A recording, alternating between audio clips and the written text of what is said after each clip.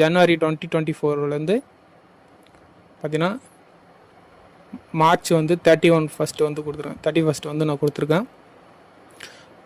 So அப்போ கொடுத்து பார்ப்போம். ஸோ என்னுடைய இது வந்து பார்த்தீங்கன்னா என்னுடைய ஈக்விட்டியோட பிஎன்எல் ஸ்டேட்மெண்ட் தான். ஓகேங்களா. ஸோ இதில் வந்து பார்த்தீங்கன்னா ரியல் பிஎன்எல் பார்த்தீங்கன்னா ஒரு 15,725 ருபீஸ். ஓகேங்களா. மொத்தமாக சார்ஜஸ் வந்து பார்த்தீங்கன்னா ஒரு 600 சம்திங் போயிருக்கு. ஸோ நெட் ரியலைஸ்ட் பிஎன்எல்னு பார்த்தீங்கன்னா ஒரு 14,900 அப்படின்னு அந்த சம்திங் வந்து ஒரு ஆல்மோஸ்ட் ஒரு 15,000. ஓகேங்களா. டாக்ஸஸ் எல்லாம் போயிட்டு நம்மளுக்கு ஒரு 15,000 வந்து வந்திருக்கு. ஓகேங்களா. ஸோ இந்த அன்ரியலைஸ்ட் பிஎன்எல்னு பார்த்தீங்கன்னா இப்போ நான் வச்சிருக்க பொசிஷன். ஓகேங்களா. ஈக்விட்டியில் வச்சுருக்க பொசிஷன்ஸ் வந்து இருக்குது. ஓகேங்களா.